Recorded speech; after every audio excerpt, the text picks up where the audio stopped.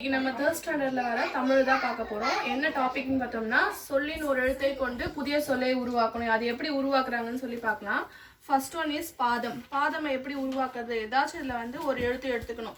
உங்களுக்கு பால ஏதாச்சும் எழுத்து இருந்தால் பா எடுத்துக்கலாம். பா தெரியலனா சப்போஸ் தாள இருக்க எழுத்து எடுத்துக்கலாம். இம்மு வந்து நம்ம ஃபர்ஸ்ட் லெட்டராக எழுத முடியாது இல்லையா, அது வந்து மெய் எழுத்து. நம்ம எடுத்துக்க போகிற லெட்டர் இதில் பார்த்தோம்னா தா.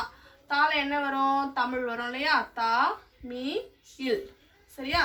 இதுல இருந்து நம்ம இன்னொரு வேர்டு எடுக்கணும். அதை எடுத்து இன்னொரு எழுத்தை உருவாக்கணும். என்ன லெட்டர் எடுக்கலாம்? மீ எடுக்கலாம். மீனை எடுத்தோம்னா மிளகாய்னு வரும். மீ ல க இ.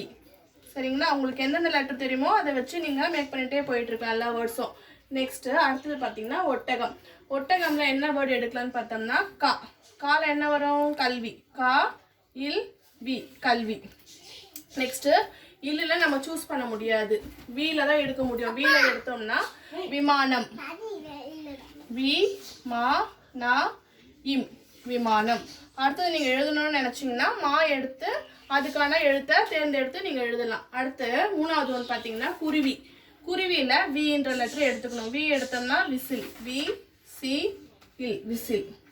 அதுல எந்த லெட்டர் சூஸ் பண்ணீங்கன்னா சி. சி. சில வர வார்த்தை என்னன்னா சிங்கம். சி இங் க இம், சிங்கம். அடுத்தது சிங்கம். சிங்கம் என்ன வார்த்தை லெட்டர் எடுக்கலாம்? கா. காக்கான வார்த்தை கம்பளி. கா இம் ப லி, கம்பளி. இதுல பா எடுக்கணும். பா எடுத்தீங்கன்னா பா ட இம், படம். அடுத்து கொடுத்துருக்க கொஸ்டின் என்னன்னா தங்கம்.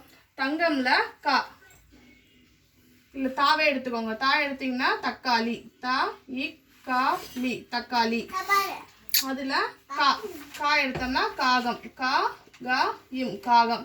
இது மாதிரி உங்களுக்கு எந்தெந்த வார்த்தை தெரியுதோ அதை எடுத்துட்டு என்ன பண்ணணும், நீங்க எழுத்தை உருவாக்கணும். தெரியாத வார்த்தையை எடுத்துட்டு உங்களுக்கு தெரியாம இருக்கக்கூடாது. சரிங்களா?